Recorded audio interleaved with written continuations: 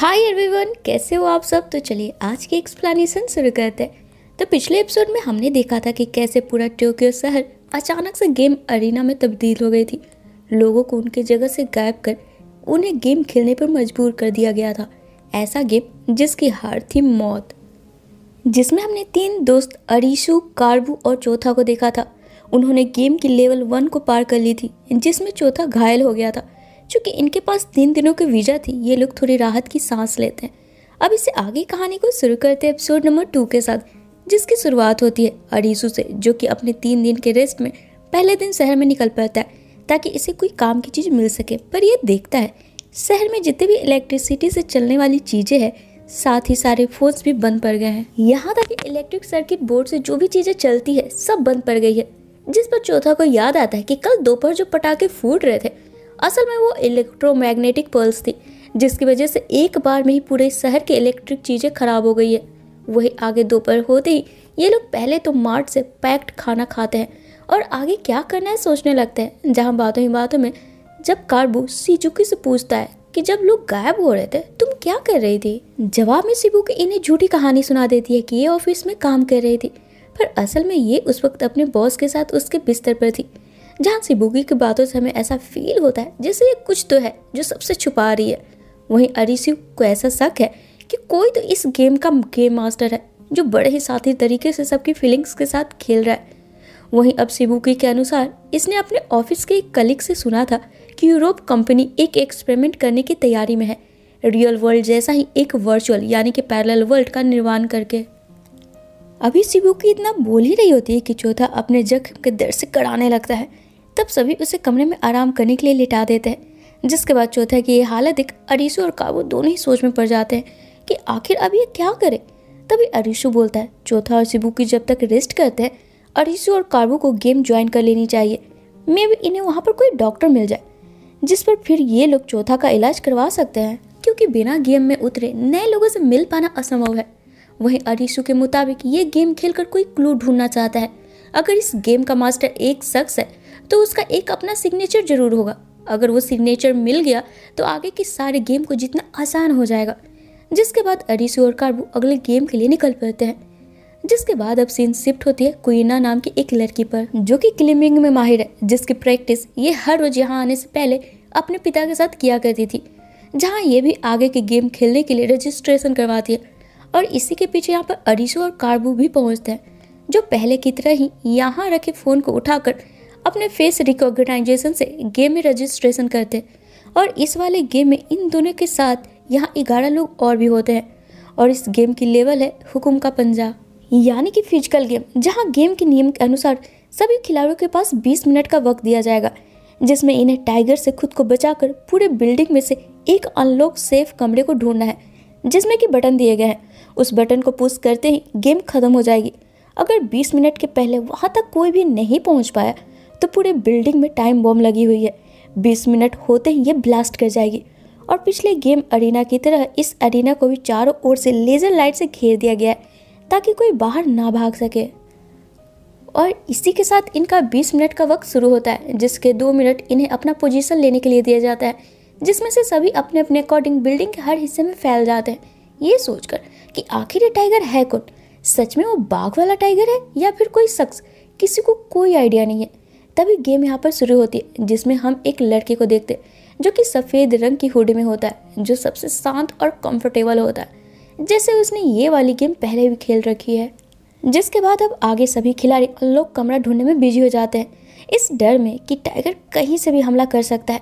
तभी अरीशु और कार्बू को अजीब सी आवाज़ सुनाई पड़ती है, जिसे फॉलो करके जब ये लोग आगे बढ़कर देखते हैं, यहाँ एक लंबा चौड़ा शख्स होता है, जिसके चेहरे पर घोड़े की मास्क होती है और हाथ में एक बड़ी सी गन, जिससे कि ये सामने दिखने वाले सारे खिलाड़ियों को भूनते जा रहा था। अब ये नज़ारा देखकर भागना ये लोग शुरू कर देते हैं और इन्हें पता चलता है कि यही टाइगर है, जिसका की काम है सामने दिखने वाले सभी खिलाड़ियों को मार डालना। जिसमें पहले तो 2 को ये मार डालता है और तीसरा खिलाड़ी जब इसे डर कर भाग रहा होता है, वो खुद लेजर लाइट से मारा जाता है। और धीरे धीरे मौत का तांडव बस चलते ही जा रहा होता है। तो इधर शिजुकी अरीशु और कार्बू को ना यहाँ पाकर चौथा के कमरे में जाकर पहले तो उसके जख्म पर मलहम पट्टी करती है और धीरे धीरे इससे सेड्यूस करके अपने पास्ट के बारे में बताना शुरू करती है। ये बोलते हुए कि सिबुको को चौथा पे यकीन है, इसलिए अपनी पूरी सच्चाई ये इसको बता रही है। और फिर ये दोनों साथ में इंटीमेट होते हैं। तो वहीं दूसरी ओर गेम अरीना का माहौल बद से बदतर होते जा रहा था। टाइगर लगातार अपना शिकार करते ही जा रहा था और बाकी बचे खिलाड़ी अभी भी अनलॉक दरवाजा ढूंढने में व्यस्त थे। तभी अरीशु गौर करता है घोड़े की लंबी और बड़ी मांस की वजह से टाइगर को सिर्फ सामने वाली चीजें ही क्लियर दिख रही है, वो ऊपर या नीचे दूर की चीजें को नहीं देख पा रहा है। इसलिए अरीशु अपना यहाँ दिमाग लगाते हुए टाइगर की लोकेशन चिल्ला चिल्ला कर सभी को बताना शुरू कर देता है, ताकि जब भी कोई एक दूसरे को टाइगर की लोकेशन बताते रहेंगे तो उसके आगे वाले सतर्क होकर इससे बचते जाएगा। जहाँ पर अब अरीशु की आवाज़ सुनकर कोयना भी एक टीम अप की तरह सपोर्ट दिखाते हुए अनलॉक कमरे को ढूंढते हुए टाइगर की लोकेशन बताना शुरू कर देती है। पर वो हुडी बॉय यानी कि नीरजो अभी भी बस मज़ा ही ले रहा होता है। जहाँ आगे अब सभी के पास सिर्फ 8 मिनट ही बचा होता है और यहाँ 13 में से सिर्फ 7 खिलाड़ी अभी बचे होते हैं। वहीं बढ़ते वक्त के साथ टाइगर की तलाश अभी भी जारी होती है, जो कि ऊपर के फ्लोर से एक लड़की पर जब गोली चला रहा होता है अरीशु उसे बचा लेता है और फिर यहाँ से निकलकर ये लोग लगातार अनलॉक दरवाजे को ढूंढने में लगे होते हैं। तभी अरीशु को आगे बढ़ने को बोलकर कार्बो अपने साथ लिए छोटे चाकू के साथ टाइगर पर वार करने के लिए खड़ा हो जाता है। तभी यहाँ पर एक और शख्स आकर इनके साथ टीम अप कर लेता है, जहाँ इनका प्लान होता है अरीशु और कोयना अनलॉक कमरा ढूंढेंगे और बचे कार्बो और 2 और लोग टाइगर को मारेंगे। जहाँ प्लान के अकॉर्डिंग अरीशु कार्बो के से अलविदा बोलकर निकल पड़ता है और इस वक्त इनके पास सिर्फ 5 मिनट ही बचे होते हैं, जिसमें ये लोग अपनी जान की बाजी लगाते हुए टाइगर को रिझाकर अपने पास बुलाते हैं। तब इनका एक बंदा यहाँ मारा जाता है।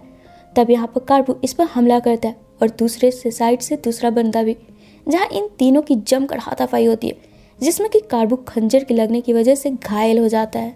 तब दूसरा शख्स अकेले ही टाइगर से भिड़ जाता है। वह इधर आखिरकार अरीशु को भी सेफ जोन यानी कि अनलॉक कमरा मिल ही जाता है, जहाँ पर नीजेरो ऑलरेडी पहुंचा हुआ था। पर ये गेट खोलने के बजाय अरीशु से खुलवाता है और फिर दोनों कमरे में जाते हैं। तो एक और टाइगर यहाँ यानी कि वो किलर इस कमरे में भी मौजूद था, जो कि इन्हें बटन टिपने से रोकने के लिए खड़ा होता है। तभी साइड से नीरजो अपने साथ लिए एक हथियार से फिलहाल तो कुछ देर के लिए इस वाले टाइगर को बेहोश कर देता है। पर अगले ही क्षण ये वापस से उठ खड़ा होता है, जिससे कि अरीशु और नीरजो मिलकर कमरे में लॉक कर दूसरी ओर भागते हैं, जिसमें कि नीरजो अरीशु से दूर हो जाता है और अरीशु गलती से बटन वाले कमरे में भी पहुंच जाता है। पर चूंकि इस गेम को फिनिश करने के लिए इन्हें 2 लोगों की जरूरत थी, जो कि एक साथ मिलकर बटन को दबाने वाले थे। अरीशु फौरन ही बाहर आकर चिल्ला चिल्लाकर इस कमरे के नंबर के साथ साथ जो लोग भी इसके नजदीक है उन्हें फौरन ही अपने पास बुलाता है। पर तभी टाइगर इस कमरे में घुसकर अरीशु को पकड़ लेता है और तभी यहाँ पर कोयना भी पहुंचकर नीरजो वाले गैजेट से टाइगर पर अटैक कर आखिर के 5 सेकंड के अंदर फौरन ही ये दोनों मिलकर बटन को दबाकर गेम को फिनिश करते हैं। तो दूसरी तरफ नीचे वाला शख्स भी नीचे वाले टाइगर को जान से मार देता है और जब इस टाइगर की तलाशी लेता है इन्हें एक माइक मिलती है, जिस पर उधर सामने से आवाज़ आ रही होती है, जो भी इस आवाज़ को सुन रहा है बीच पर लौट जाओ।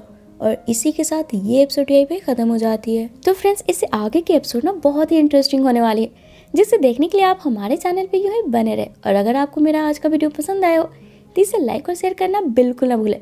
साथ ही अगर आप मेरे चैनल पर न्यू हो तो इसे ऑल बेल नोटिफिकेशन के साथ सब्सक्राइब भी ज़रूर कर ले, ताकि मैं जब भी अपने चैनल पर न्यू वीडियो डालूँ ना आपको उसका नोटिफिकेशन मिल जाए और मुझे आप सबका सपोर्ट।